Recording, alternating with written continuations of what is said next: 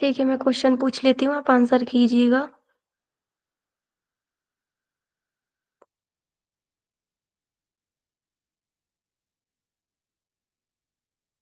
ये बताइए कि ऐसा कौन सा प्राणायाम है हठ प्रदीपिका में जिससे जिसका अभ्यास करने से कामदेव जैसे शरीर की प्राप्ति होती है? सूर्य भेद। नहीं, गलत आंसर है। शीतली शीतली प्राणायाम है ना। शीतली जी मैं शीतली शीतकारी, सॉरी, शीतकारी प्राणायाम है जिससे कामदेव जैसे शरीर की प्राप्ति होती है। शीतली प्राणायाम का क्या लाभ बताया था मेन, जो मैंने आप लोगों को बोला था कि आप याद कर लेना, इससे क्वेश्चन पूछा जाता है। मैम ये बताता है विष के प्रभाव को भी नष्ट करता है। हाँ, विष के प्रभाव को नष्ट करता है ना, ये सबसे इम्पोर्टेंट था इसमें। दिव्य दृष्टि की प्राप्ति कौन से सत्कर्म से होती है? त्राटक। नहीं, स्टार्टअप नहीं, आपने कल कुछ और बताया था। नेति, ठीक है। नेति, हाँ नेति मैम, नेति हाँ, नेति नेति से सॉरी, होती है। हठ घेरा संहिता में है। हाँ, घेरन संहिता में त्राटक है और संभवी की प्राप्ति भी होती है, ऐसा बोला गया है उसमें ना। ठीक है, और ये बताइए कि कितने प्राणायाम का वर्णन मिलता है हठ प्रदीपिका में? मैम आपने जैसे बताया टोटल 8 मिलते हैं। जिन्हें सहित और केवल बोलते हैं, फिर उनको 8 भागों में से डिवाइड किया है। हाँ। सहित को 8 भागों में डिवाइड किया गया है और अंतिम लक्ष्य केवल है। ठीक है, वैसे 8 प्राणायाम का वर्णन मिलता है, लेकिन वो आता है सहित के अंदर में, मुख्य रूप से 2 माना गया है, सहित और केवल, ठीक है। लेकिन मैम श्लोक में करते हैं 8। हाँ क्या? मैम, फिर 2 मार्क करना है या 8 मार्क करना है?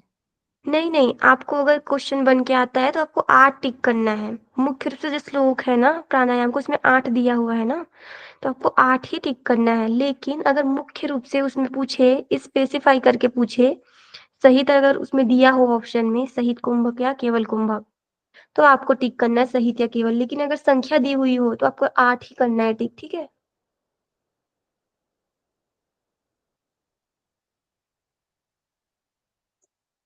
ये बताइए नेति की लंबाई कितनी होती है? 9 इंच। 1 9 इंच। हाँ, 9 इंच होता है ना। और धोती की? 15 धोती हाथ की लंबी 15 और हाथ 4 अंगुल चौड़ी। 4 अंगुल। ओके, ठीक है। तो फिर आज का हम स्टार्ट करते हैं। आज हम पढ़ेंगे तीसरा अध्याय, तीसरा उपदेश। तीसरे उपदेश में कितने श्लोकों का वर्णन है? 126। वेरी गुड, 126 मिलता है ना हमें श्लोक इसमें। अब देखो यहाँ पे से वर्णन स्टार्ट होता है। पहले श्लोक में स्वामी स्वात्माराम जी क्या कह रहे हैं? सशैल वन धात्री नाम यथा धारो हि नायक सर्वेशम योग तंत्राणाम तथा धारो ही कुंडली। अर्थात जिस प्रकार सर्पों के स्वामी शेषनाग पर्वत वन सहित संपूर्ण पृथ्वी के आधार हैं, ठीक उसी प्रकार संपूर्ण योग तंत्रों का आधार क्या है? कुंडली है। कुंडलिनी शक्ति को कहा गया है। ऐसा आपने सुना होगा कि कहा जाता है कि जो हमारी पृथ्वी है उसको भगवान शेषनाग ने अपने फन पर धारण किया हुआ है। तो वही तुलना यहाँ पे स्वामी स्वात्माराम जी करते हैं कि जिस प्रकार शेषनाग जी ने पूरी पृथ्वी को अपने फन पर धारण किया हुआ है, ठीक उसी प्रकार संपूर्ण योग तंत्रों का आधार क्या है? कुंडलिनी शक्ति है। ठीक है, इसमें कुंडलिनी का इम्पोर्टेंस बताया गया है।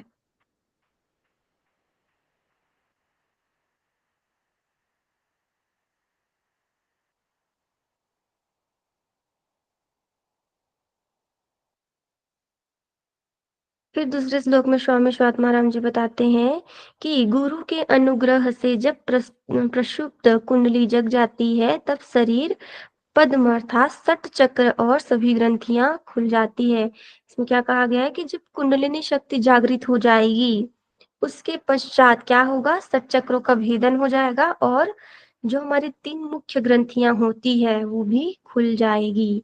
ऐसा इसमें बताया गया है। कुंडलिनी शक्ति के जागरण का ये लाभ है।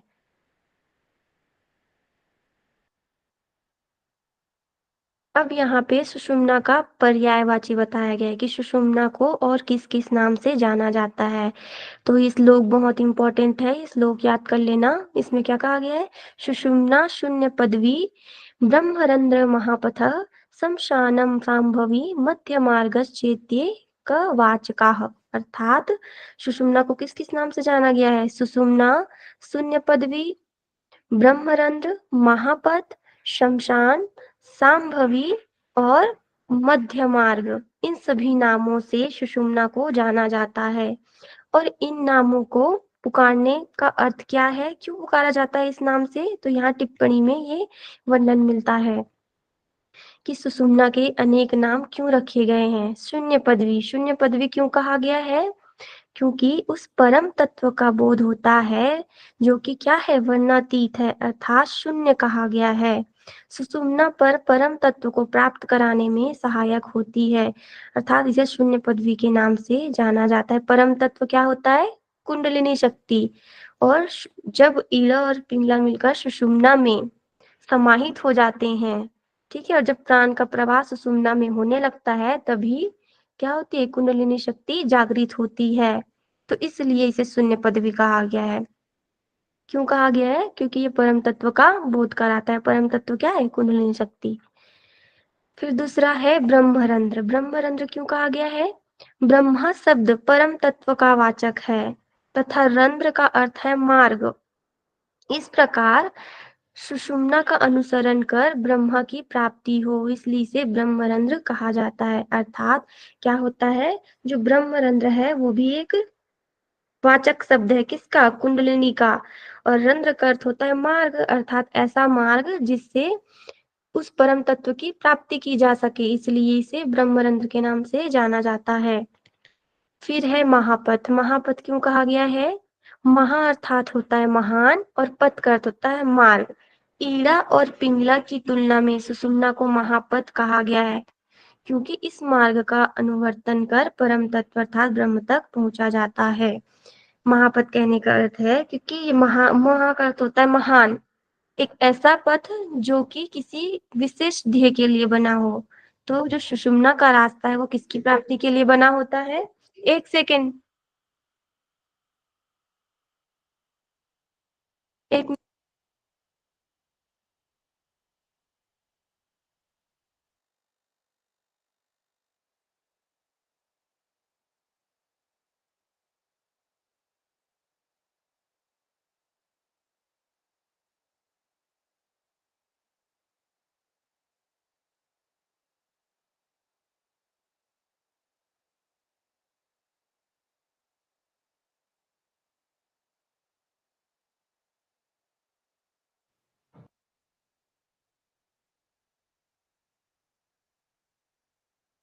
ठीक है, तो मैं कहा क्या बता रही थी आपको? महापथ। महापथ क्यों कहा गया है?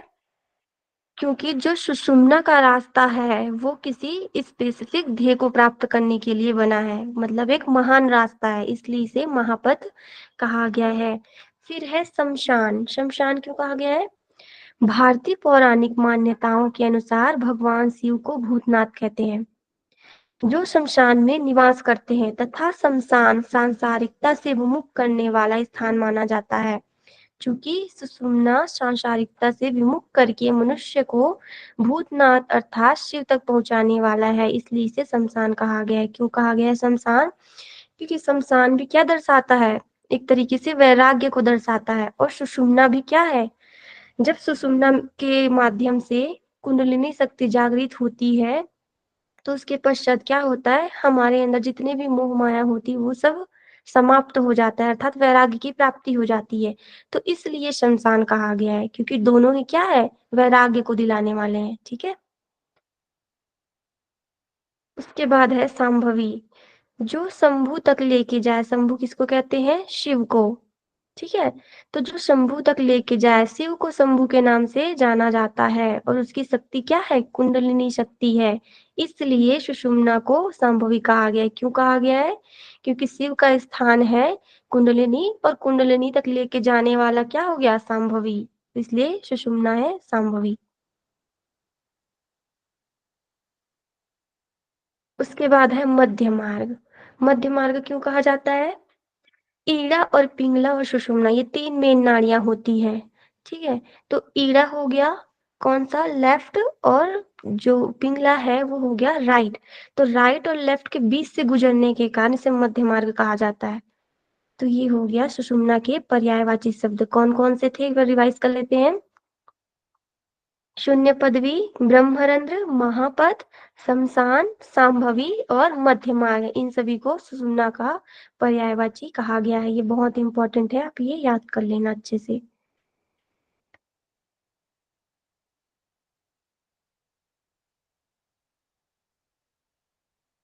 अब यहाँ से हमें वर्णन मिलता है मुद्राओं का।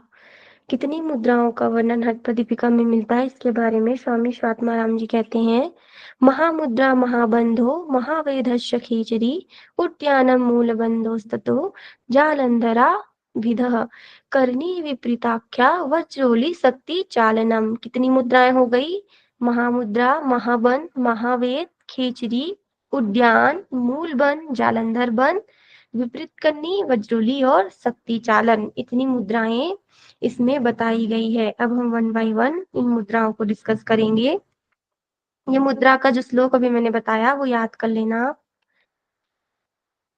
ये जो श्लोक है ये भी पूछा जाता है, सीक्वेंस पूछा जाता है इसमें, तो ये आपको याद करना है। अब देखो इसमें विशेषताएं बताई गई है नीचे वाले श्लोक में मुद्राओं की। इसमें क्या कहा गया? इदम ही मुद्रादस्कम जरा मरण नाशनम। इस श्लोक में से जो है वो याद रखना है आपको लाभ। आदिनाथोदितं दिव्यमष्टैश्वर्यप्रदायकं वल्लभं सर्वसिद्धानां दुर्लभं मरुतामपि। अर्थात जो ये मुद्राएं हैं वो किसके द्वारा बताई गई है? श्री आदिनाथ के द्वारा बताई गई है। और यह मुद्राएं जरा मरण नाशनम अर्थात बुढ़ापा और मृत्यु को दूर करने वाली है तथा दिव्य ऐश्वर्य प्रदायकम 8 प्रकार के दिव्य ऐश्वर्यों को जिसे हम अष्ट सिद्धियों के नाम से जानते हैं, उन अष्ट सिद्धियों को ही यहाँ पे ऐश्वर्य कहा गया है, ठीक है? तो उन 8 प्रकार की अष्ट सिद्धियों को देने वाली है तथा यह सभी सिद्धों के लिए प्रिय। किनके लिए प्रिय है? सभी सिद्धियों के लिए प्रिय और देवताओं के लिए भी यह दुर्लभ कहा गया है। अर्थात इसे शीघ्रता से देवता भी प्राप्त नहीं कर सकते हैं। ठीक है, तो इसका क्या क्या लाभ बताया गया? पहला है जरा मरण नाशनम और दिव्य ऐश्वर्यों की प्राप्ति तथा दुर्लभ है। सभी सिद्धों के द्वारा और सभी देवताओं के द्वारा यह दुर्लभ है प्राप्त करना। ठीक है, तो इसमें आप जो ये संस्कृत में लाभ दिया गया है वो भी याद रखना है और जो हिंदी में ट्रांसलेशन है वो भी। ये पूछा जाता है संस्कृत का जरा मरण नाशनम किस मुद्राओं से होता है, ये भी हम आगे और पढ़ेंगे, आगे और वर्णन मिलेगा, तो ये आपको याद रखना है। फिर दूसरे श्लोक में क्या कहा गया है कि रत्न की पिटारी के समान इसे क्या रखना चाहिए? गुप्त रखना चाहिए। जैसे हम रत्न के भंडार को अपने पास छिपा कर रखते हैं, गुप्त रखते हैं, ठीक उसी प्रकार इन मुद्राओं को भी गुप्त रखना चाहिए। जिस प्रकार कुलांगना का संगम चर्चा का विषय नहीं है, ठीक उसी प्रकार मुद्राएं भी चर्चा का विषय नहीं है। अर्थात इसका भी हमें किसी को नहीं बताना चाहिए। जो भी इससे सिद्धियां प्राप्त होती है उसकी चर्चा हमें किसी से भी नहीं करनी चाहिए। ठीक है,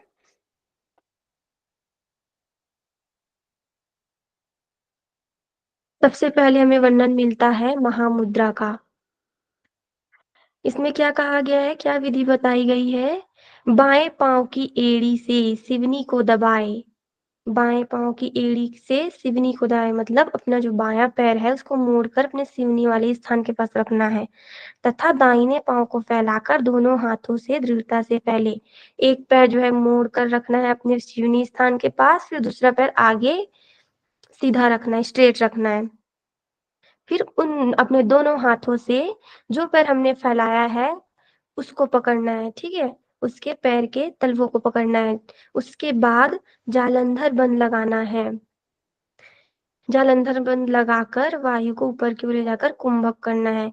अर्थात इसमें क्या विधि बताई गई है? एक तरीके से जानुशिरासन की स्थिति बताई गई है। जानुशिरासन कैसे होता है? उसमें हम क्या करते हैं, जैसे पश्चिमोत्तानासन में हम दोनों पैर आगे फैलाते हैं, ठीक उसी तरीके से जो ये वाली विधि बताई गई है महामुद्रा, उसमें जानु शिरासन वाली स्थिति को अपनाना है। एक पैर को मोड़कर पेरिनियम के पास रखना है, दूसरा पैर आगे की ओर फैला रहेगा और जो पैर फैला है उसी को पकड़ना है दोनों हाथों से और उसके साथ साथ जालंधर बंद लगाना है। तो ये स्थिति किसकी होगी? ये महामुद्रा की स्थिति होगी। ठीक है, इसमें जानुशिरासन वाली स्थिति है, ये आप याद रखना। जबकि घेरन संहिता में थोड़ा सा अलग वर्णन है जानुशिरासन का है। ठीक है, फिर आगे के श्लोक में क्या कहा गया है कि जिस प्रकार डंडे की मार खाकर कौन खड़ा हो जाता है? सांप खड़ा हो जाता है। ठीक उसी प्रकार महामुद्रा के अभ्यास से भी कुंडलिनी शक्ति जागृत हो जाती है। ये बहुत इंपॉर्टेंट है। कुंडलिनी शक्ति का जागरण किससे होता है? महामुद्रा से, ऐसा इसमें बताया गया है। उस तुलना की गई है कि जिस प्रकार डंडे से सांप को मारने से क्या होता है? सांप भी फन फैलाकर खड़ा हो जाता है। ठीक उसी प्रकार जब हम महामुद्रा का अभ्यास करते हैं तो उससे कुंडलिनी शक्ति जागृत हो जाती है। तो ये बहुत इंपॉर्टेंट है, ये आपको याद रखना है कि कुंडलिनी शक्ति महामुद्रा से जागृत होती है।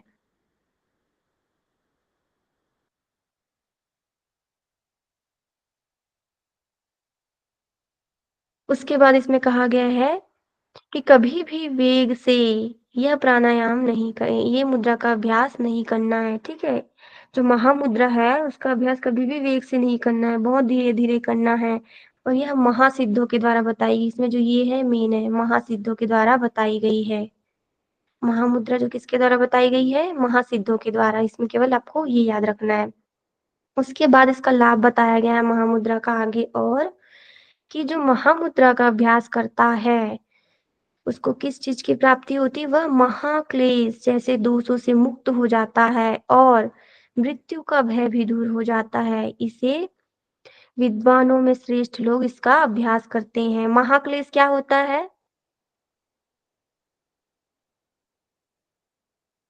क्लेश कितने होते हैं? क्लेश 5 क्लेश होते हैं। अविद्या कौन कौन अविद्या, से? अस्मिता, राग, द्वेष, अभिनिवेश। ठीक है, तो उसमें सबसे ज्यादा जो होता है किसे माना गया है? अविद्या को सबसे बड़ा क्लेश। तो अविद्या ही क्या कहा गया है यहाँ पे? महाक्लेश। ठीक है, तो ये आपको याद रखना है कि महाक्लेश कौन सा है? अविद्या। जितने भी पंच क्लेश की चर्चा महर्षि पतंजलि ने करी है उसमें सबसे उनकी सबसे जननी किसको कहा गया था? अविद्या को ना, कि अविद्या इन सब की जननी है, अर्थात अविद्या से ही सारी चीजें उत्पन्न होती है। तो अविद्या को ही यहाँ पे महाक्लेश कहा गया है। ठीक है, तो यहाँ पे स्वामी स्वात्माराम जी भी यही कहते हैं कि जो महामुद्रा का अभ्यास करेगा वह महाक्लेश जैसे बहुत बड़े दोष से मुक्त हो जाएगा और उसे मृत्यु का भी भय नहीं रहेगा। तथा इसका अभ्यास कौन से लोग करते हैं? विद्वानों में श्रेष्ठ लोग ही इसका अभ्यास करते हैं। ठीक है, ये आपको याद रखना है कि महाक्लेश का नाश महामुद्रा से होता है।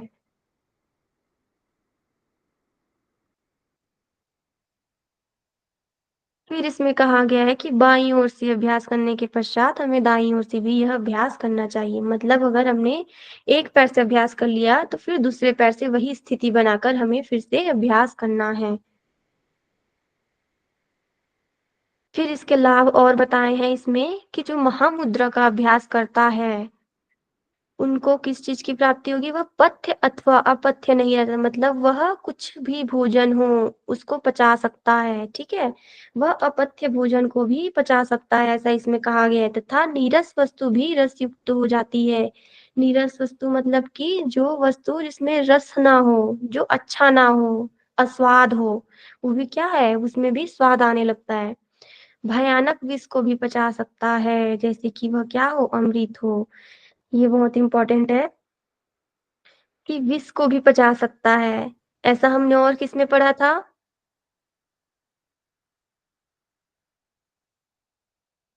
कौन से प्राणायाम में मयूर पढ़ा था? आसन को मैम, प्राणायाम शीतली में मैम। और आसन में? मयूर आसन। हाँ, आसन में हमने मयूर आसन के बारे में पढ़ा था। प्राणायाम में शीतली प्राणायाम। अब मुद्रा में कौन सा मुद्रा बताया है? महामुद्रा। ठीक है, तो आपको सभी चीजों में याद रखना है। तो इसमें महामुद्रा से कहा गया है कि यह विष को भी पचा सकता है तथा पथ्य और अपथ्य कुछ भी नहीं रह जाता है उस योगी के लिए, अर्थात दोनों को ही वह पचा सकता है। ठीक है, तो ये आपको याद रखना है इसमें।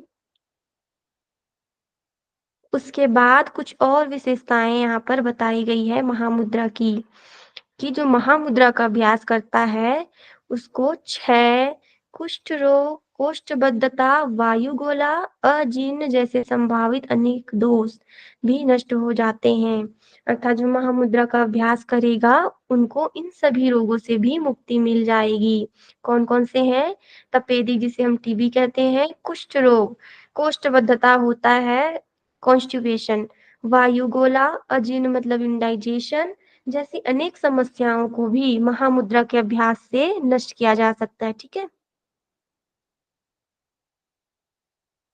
इसलिए क्या कहा गया है? इसे गुप्त रखने के लिए कहा गया है। फिर हमें वर्णन मिलता है महाबंध का। महाबंध की क्या विधि बताई गई है इसमें?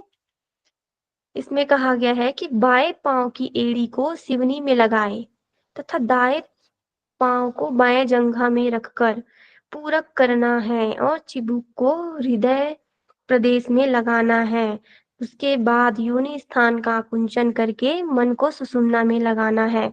अब देखो यहाँ पे बहुत इंपॉर्टेंट स्थिति बताई गई है। क्या कहा गया है? महाबंध जो है, वैसे तो 3 बंधों का समावेश होता है इसमें। महाबंध में कौन कौन से 3 बंध होते हैं? जालंधर, उद्यान और मूलबंध।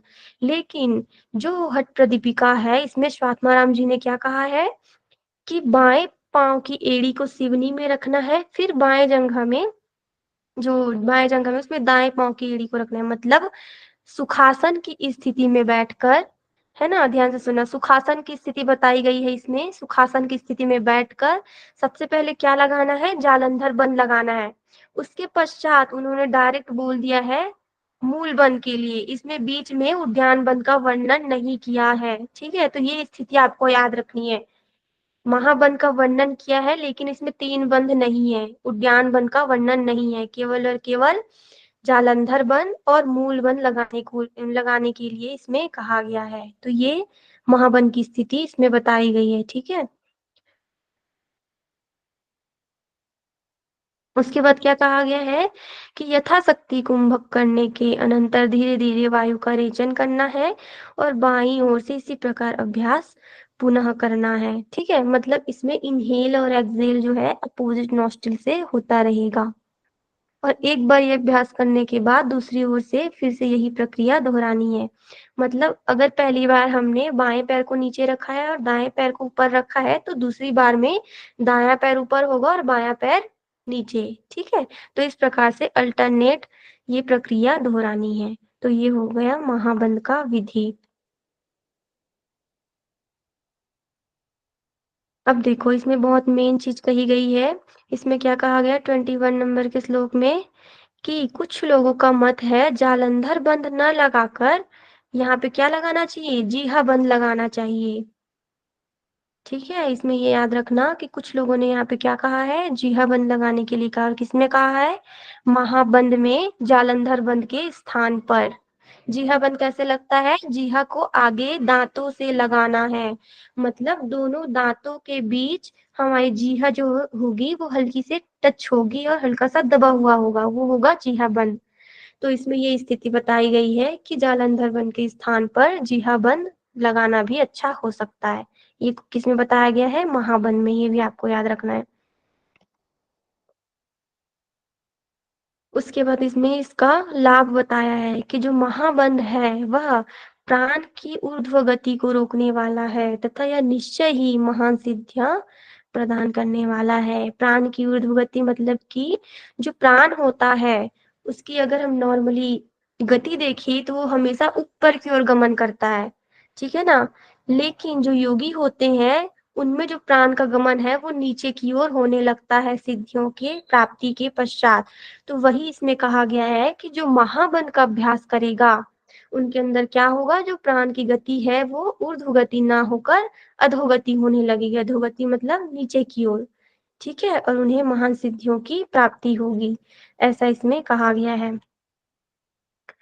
उसके पश्चात और लाभ बताया गया है इसमें, ये मेन है इसमें का। इसमें कहा गया है कि महाबंध से काल पाश रूपी महान बंधन को दूर करने में समर्थ है। काल पाश रूपी क्या होता है? किसी को पता है काल पाश रूपी क्या होता है? No ma'am. मृत्यु। काल का अर्थ क्या होता है? काल से क्या समझते हैं आप? काल को मृत्यु। मृत्यु को रोकना हाँ ये काम। हाँ, बिल्कुल सही। काल का अर्थ होता है मृत्यु, पास का अर्थ है नाश करने वाला, अर्थात मृत्यु का नाश करने वाला। और कैसे मृत्यु का? महान बंधन, जैसे कि अविद्या है, अविद्या के समान मृत्यु रूपी चीजों का नाश करने वाला जो है उसे कहते हैं काल पाश रूपी। ठीक है, आपको ये काल पाश रूपी ही याद रखना है वैसे तो, पर मैंने अभी इसका जस्ट अर्थ ही बताया। तो ये क्या करता है? महाबंध काल पाश रूपी महान बंधन को दूर करता है तथा तीन धाराओं का संगम होता है, तब केदार जो है, यहाँ पे क्या लिखा है, अंतरकाश या महाकाश, जो कि दोनों भावों के बीच का स्थान है, वहां पहुंच जाता है। अर्थात इसमें क्या कहा गया है कि जो महाबंध है उसके अभ्यास से पहला तो काल पाश रूपी महान बंधन जो है उसका नाश होगा। फिर दूसरा जो कि तीन नारियों का संगम स्थान, कौन सा बताया गया है इसमें? केदार। ये याद रखना आप। जो आज्ञा चक्र है उसे यहाँ पे केदार नाम से संबोधित किया गया है। क्यों क्यों किया गया है? क्योंकि वहां तीनों नाड़ियों का संगम होता है। कौन कौन सी नाड़ियों का? ईड़ा, पिंगला और सुषुम्ना। जो ये तीन नाड़ियां हैं वो हमारे आज्ञा चक्र में जाके मिलती है, और जो आज्ञा चक्र है उसको यहाँ पे इन्होंने केदार कहा है। ठीक है, तो ये इसके दो यहाँ पे विशेषताएं बताई गई है कि यह कालपाश रूपी महान बंधन का नाश करता है तथा जो तीन नाड़ियां हैं उसका संगम कराता है केदार में। ठीक है, तो ये दो है मेन इसका। इसमें जो काल पाश रूपी है ये पूछा जाता है एग्जाम में, तो ये याद रखना मुख्य रूप से आप। उसके बाद हमें वर्णन मिलता है महावेद का। अब देखो महावेद का क्या वर्णन किया गया है इसमें। जिस प्रकार यौवन संपन्न सुंदरी स्त्री जो है पुरुष के बिना क्या है? फल रहित है, वैसे ही महामुद्रा और महाबंध के बिना महावेद, जो ये महावेद के बिना है, महामुद्रा और महाबंध क्या है? फलहीन है। अर्थात इसमें ये बोला गया है कि जैसे जो जो कोई भी स्त्री बहुत सुंदर होती है लेकिन उनकी सुंदरता बिना पुरुष के क्या है? फलहीन है। ठीक उसी प्रकार जो महामुद्रा है और महाबंध है, दोनों की सिद्धि कब होगी? जब हम उसके साथ साथ महावेद का भी अभ्यास करेंगे। अगर हम केवल महामुद्रा और महाबंध का अभ्यास करते हैं तो दोनों ही फलहीन होगा महावेद के बिना। ठीक है, तो ये आपको याद रखना है कि महावेद के बिना महामुद्रा और महाबंध की जो प्रैक्टिस है वो फलहीन होती है, किसी भी प्रकार की सिद्धि नहीं मिलती है। ये इम्पोर्टेंट नहीं है। अब देखो यहाँ पे स्थिति बताई गई है महावेद की कि कैसे महावेद करना है। दोनों हथेलियों को अच्छी तरह जमीन पर लगाकर तुला के समान उठकर नितंब को हल्के एवं धीरे से भूमि पर पटके। ऐसा करने से दोनों दोनों पुटो ईड़ा और पिंगला को छोड़कर सुषुम्ना में गतिशील होता है। कौन गतिशील होता है? वायु।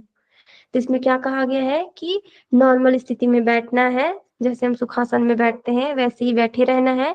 उसके पश्चात अपनी दोनों हथेलियों को जस्ट अपने थाई के बगल में रखना है। फिर उन दोनों हथेलियों के बल पर ही हमें ऊपर उठना है और बार बार अपनी थाइस को जमीन से लगाना है, मतलब एक तरीके से पटकना है नीचे।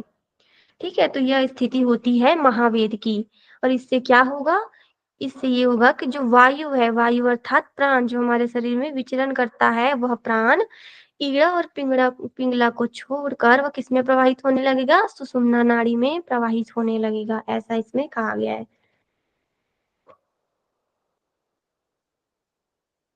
फिर इसमें दूसरा और लाभ बताया गया है महावेद का कि जब ईड़ा, पिंगला और सुषुम्ना के स्पंदन आपस में मिलते हैं तो अवस्था ही क्या होती है? अमृत तत्व की प्राप्ति होती है। इसके बाद मृतावस्था की स्थिति उत्पन्न होने पर वायु का रेचन करना है। मतलब इसमें क्या कहा गया है कि जब ईड़ा और पिंगला, हमने यहाँ पे पढ़ा ना कि जो वायु है वह ईड़ा और पिंगला को छोड़कर सुषुम्ना में प्रवाहित होने लग गई। जब यह स्थिति होगी, जब प्राण है सुषुम्ना में प्रवाहित होने लगेगा, तब हमें क्या होगी, अमृत तत्व की स्थिति प्राप्त होगी। ठीक है, तो ये आप याद रखना कि जब प्राण का प्रवाह सुषुम्ना में होगा तभी हमें अमृत तत्व की प्राप्ति होगी। ठीक है, तो ये इसका लाभ बताया गया है महावेद का।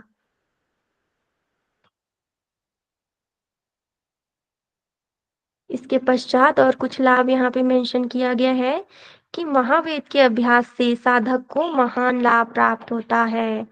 और ये याद रखना, ये बहुत मेन है इसमें, इससे क्वेश्चन बन के आता है वलितम पलितम।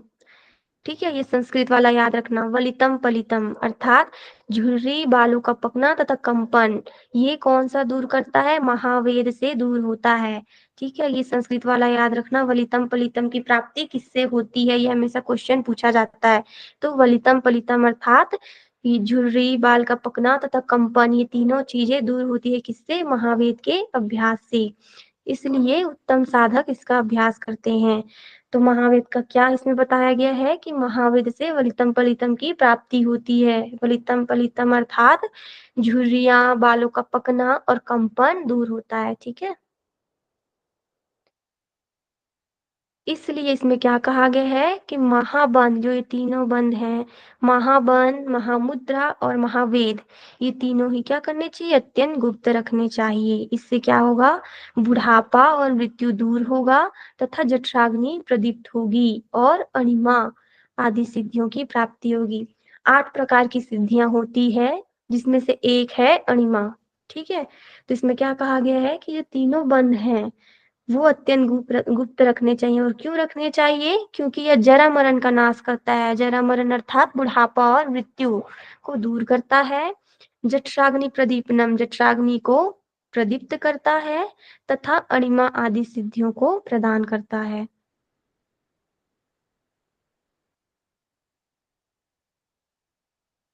अब देखो, ये बहुत इंपॉर्टेंट है।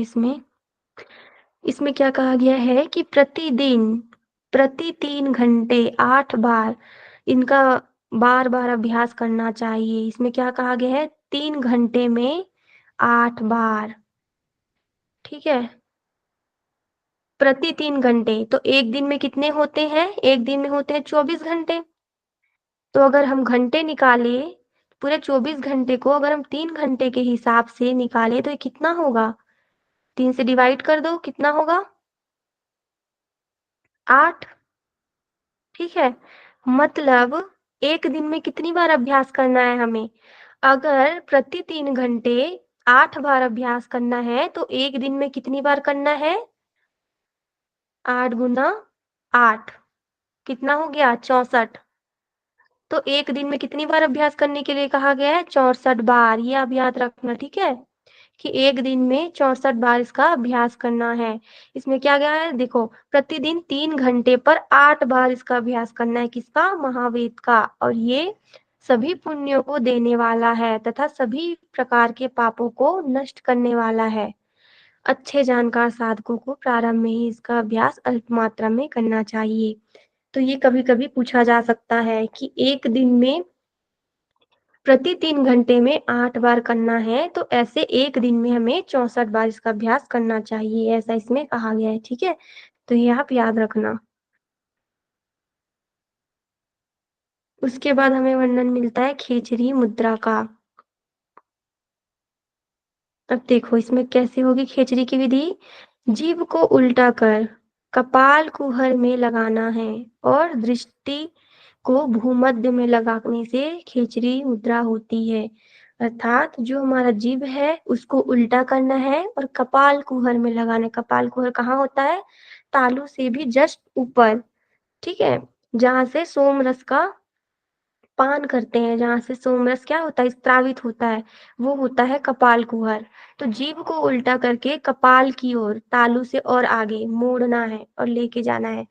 और उसके साथ साथ भूमध्य में दृष्टि रखी। भूमध्य कौन सा होता है, दोनों हमारे भौहों की मध्य जो स्थान होता है उसे कहते हैं भूमध्य। तो इसके बीच में दृष्टि लगानी है और साथ साथ यह प्रक्रिया दोहरानी है। तो ये क्या होगी? खेचरी मुद्रा होगी।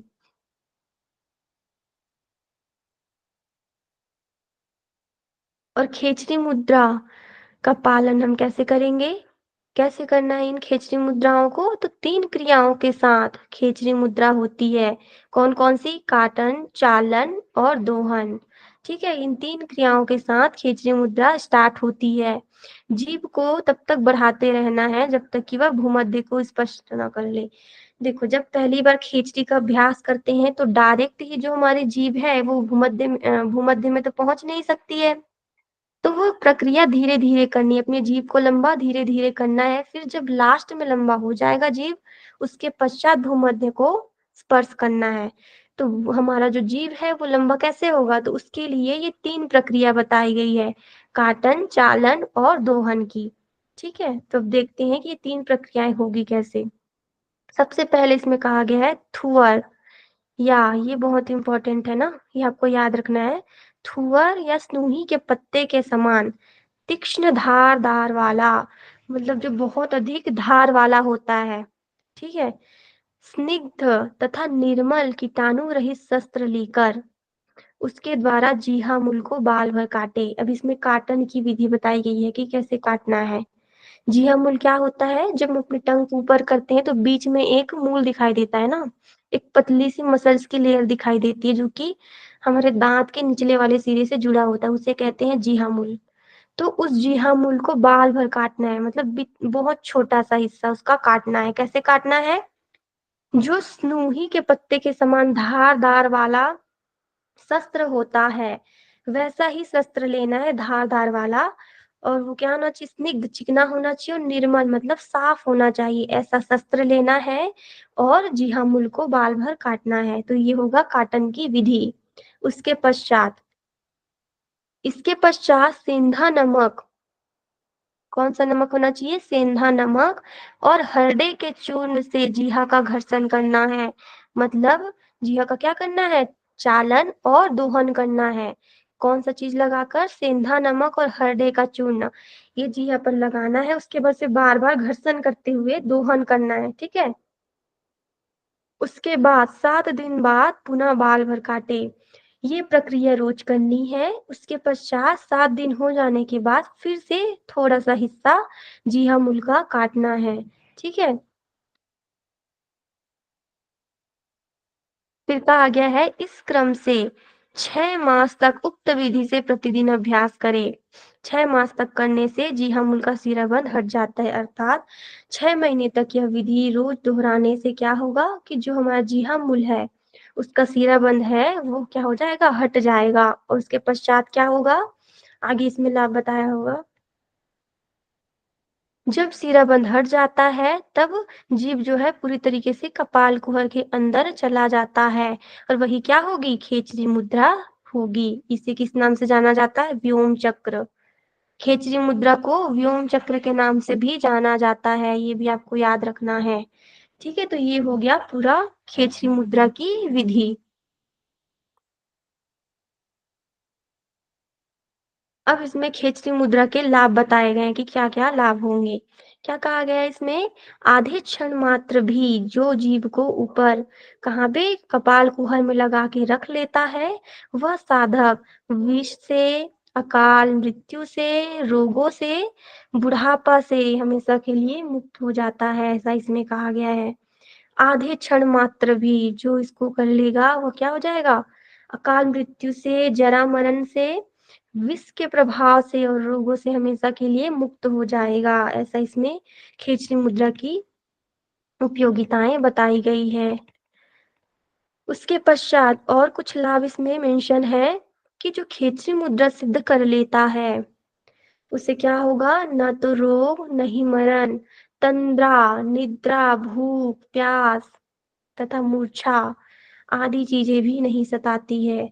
ठीक है, तो ये आपको याद रखना है कि जो खेचरी मुद्रा को सिद्ध कर लेता है उसे ना ही रोग होते हैं, ना ही मरणावस्था प्राप्त होती है। तंद्रा, निद्रा, भूख, प्यास, मूर्छा आदि चीजें भी उस योगी को नहीं सताता है। ठीक है, उसके बाद कहा गया है कि खेचरी मुद्रा सिद्ध कर लेने से वह योगी जो है रोगों से पीड़ित नहीं होता, कर्म में लिप्त नहीं होता है तथा वह जन्म मृत्यु के चक्र से बाधित नहीं होता। अर्थात जो जन्म मृत्यु की साइकिल चलती है उससे हमेशा के लिए क्या हो जाएगा, मुक्त हो जाएगा, जन्म मरण के साइकिल में नहीं फंसेगा, अर्थात मुक्ति मिल जाएगी, फिर से जन्म नहीं होगा। ठीक है, तो ऐसा इसमें कहा गया है।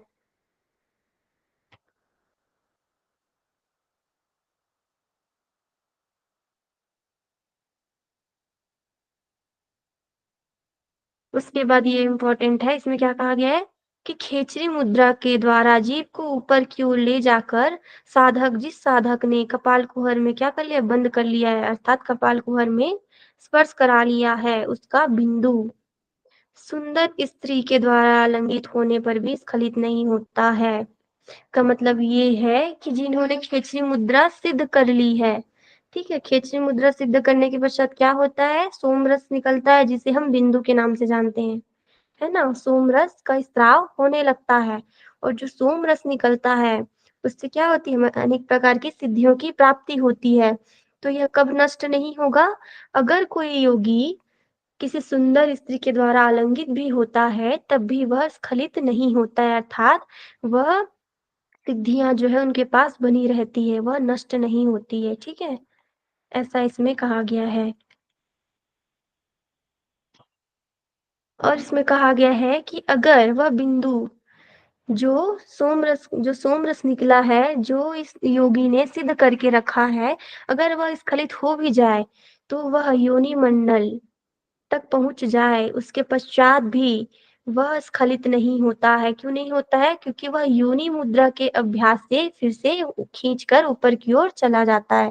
अर्थात जिन्होंने खेचरी मुद्रा सिद्ध कर ली होगी, अगर उसका बिंदु स्खलित हो भी गया तो योगी जो है योनि मुद्रा के द्वारा फिर से उसे ऊपर की ओर खींच सकता है, स्खलित होने से बचा सकता है, ऐसा इसमें कहा गया है।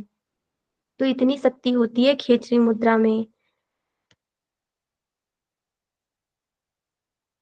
फिर इसमें थोड़ी अतिशयोक्ति वाली चीजों का वर्णन स्वात्माराम जी ने किया है कि जो साधक स्थिर रहकर जिहा को ऊपर की ओर करके सोम रस का पान करता रहता है, वह आधे महीने में ही मृत्यु को जीत लेता है, इसमें कोई संदेह नहीं।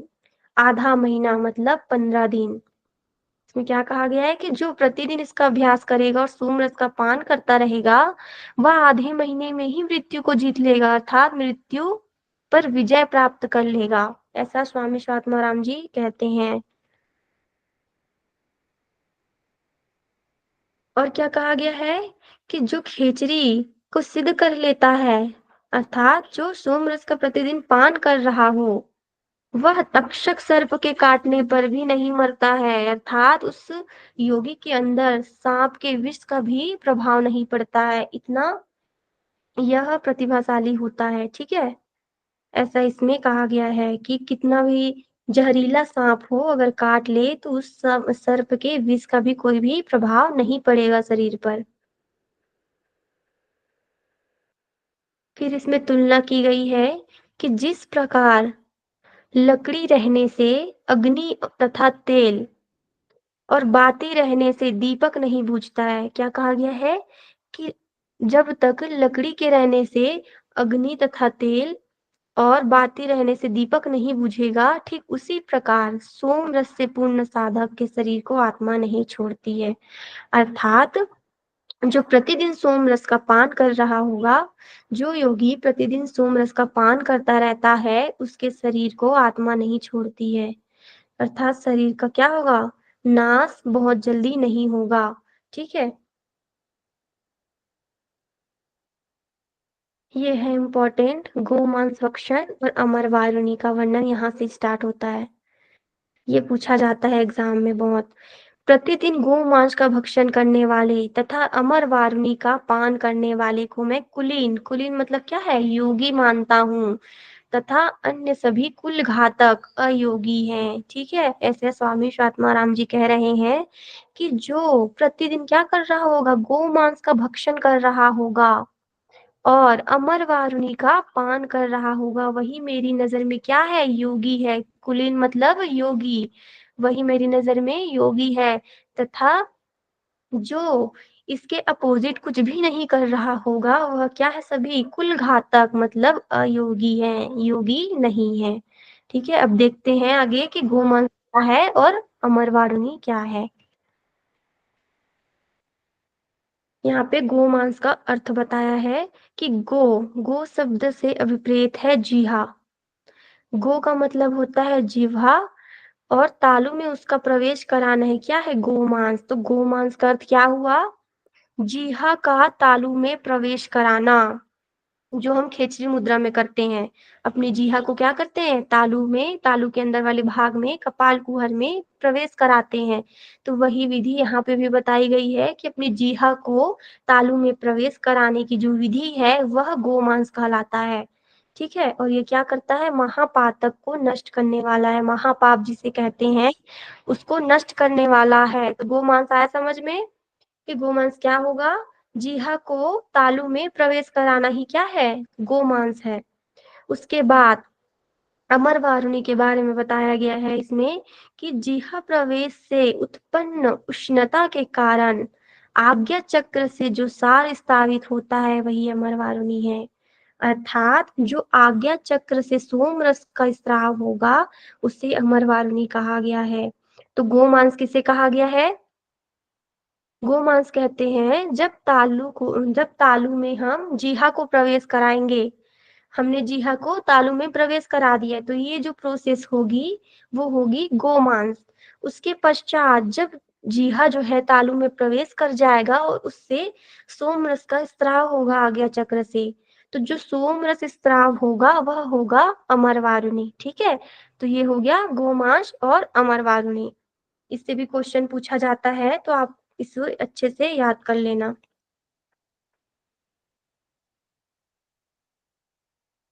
अब इसमें कहा गया है यदि जीहा का अग्रभाग लगातार कपाल कुहर को स्पर्श करता रहे और ऊपर सदा निकलने वाले रस का स्राव लेता रहे, स्राव जो निकल रहा है उसका पान करता रहे, तो यह नमकीन, तीखा, खट्टा, दूध, शहद, घी के समान स्वाद का अनुभव करता है। इसमें क्या कहा गया है कि जो प्रतिदिन अपनी जीहा को कपाल कुहर में प्रवेश कराता है और सोमरस का पान करता रहता है, उनको ये सारे स्वादों का भी अनुभव होता है। ये सीक्वेंस याद रखना आप। ठीक है, ये खेचरी मुद्रा के अंतर्गत वर्णन किया गया। क्या किया गया है कि जो प्रतिदिन सोमरस का पान कर रहा होगा उसको किन किन चीजों का अनुभव होगा? नमकीन, तीखा, खट्टा अथवा दूध, शहद और घी। ये सीक्वेंस याद रखना है आपको, ये पूछा जाता है। नमकीन, फिर तीखा, फिर खट्टा, फिर दूध, फिर शहद, घी। इन सब चीजों का 1 बाय 1 क्या होगा? अनुभव होगा इन स्वादों का। और साधक के सभी रोगों तथा बुढ़ापे का अंत होता है। क्या होगा? साधक जो है सभी रोगों से मुक्ति पा लेगा और जरा मरण का नाश होगा।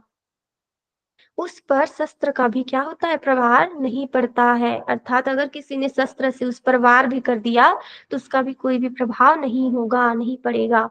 वह अणिमा आदि अष्ट सिद्धियों वाले अमृत को प्राप्त कर लेता है। अर्थात जो अष्ट सिद्धियां होती है उन सबकी भी प्राप्ति होती है। इसके अलावा उसके प्रति सिद्धांगनाएं भी आकर्षित होती है। सिद्धांगनाएं मतलब जिन्होंने सिद्धियां प्राप्त कर रखी हो, ठीक है, वो सभी भी आकर्षित होती है ऐसे योगी से जिन्होंने क्या कर लिया हो? खेचरी मुद्रा सिद्ध कर लिया हो। तो ये हो गया खेचरी मुद्रा का लाभ। देखो हमने अष्ट सिद्धियों के बारे में भी डिस्कस किया, तो यहाँ पे स्वामी स्वात्माराम जी ने अष्ट सिद्धियों का भी वर्णन किया है। कौन कौन सी होती हैं वो अष्ट सिद्धियां? अणिमा, महिमा, गरिमा, लघिमा, प्राप्ति, प्राकम्य और ईशित्व और वशित्व। ये 8 सिद्धियों के नाम भी आप याद कर लेना। ये भी पूछा जा सकता है कि अष्ट सिद्धियां कौन कौन सी होती है। ठीक है, अणिमा क्या होता है? सूक्ष्म हो जाना, महिमा बहुत बड़ा हो जाना। ये सिद्धियां हैं कि कभी कभी आप बहुत सूक्ष्म से सूक्ष्म अवतार भी ले सकते हो। कभी कभी बहुत बड़ा रूप भी धारण कर सकते हो। वैसे ही बहुत भारी हो जाना, बहुत हल्का हो जाना, सभी जगह पहुंचने की क्षमता आ जाती है, सभी इच्छाओं को पूर्ति की योग्यता आ जाती है, ऐश्वर्यशाली हो जाते हैं और सभी चीजों पर नियंत्रण प्राप्त हो जाता है। तो ऐसे 8 प्रकार की सिद्धियों का वर्णन यहाँ पे किया गया है। ठीक है, तो ये हो गई अष्ट सिद्धियां।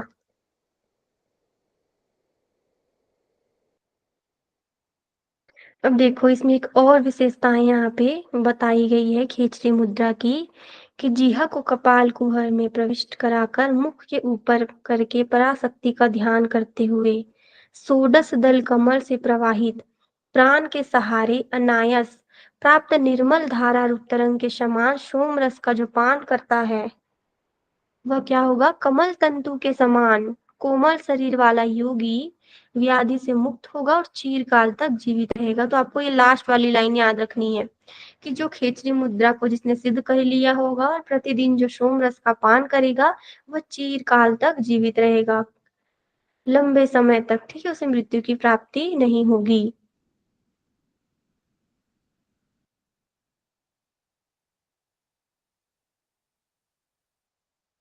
ये इम्पोर्टेंट नहीं है। आप ये याद रख लेना बस इस लाइन में कि 5 स्रोतों से युक्त विवर क्या है, ज्ञान का उत्पादक है। ज्ञान का उत्पादक कहाँ कहा गया है, ज्ञान का उत्पादक स्थान कौन सा है, 5 स्रोतों से युक्त विवर जो है वही ज्ञान का उत्पादक है। ठीक है, तो ऐसे पूछा नहीं जाता है पर आप याद रख सकते हैं इसको।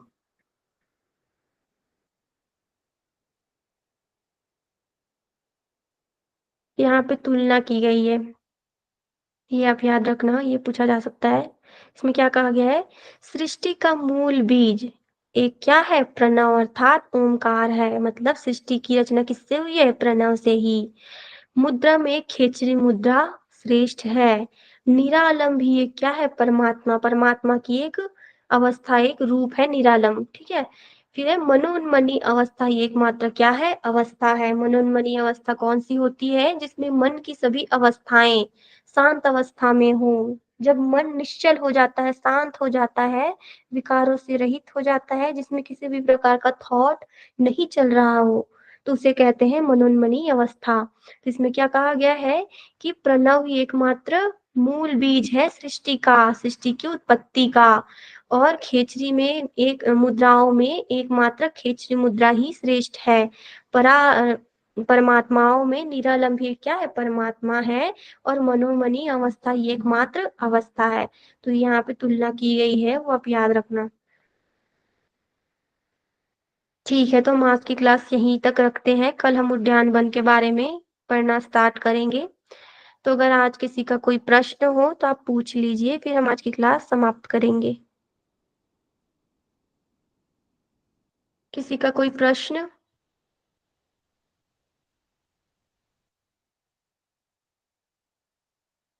ठीक है, तो हम शांति पाठ कर लेते हैं, फिर आज की क्लास ऑफ करेंगे। ओम शांति शांति शांति,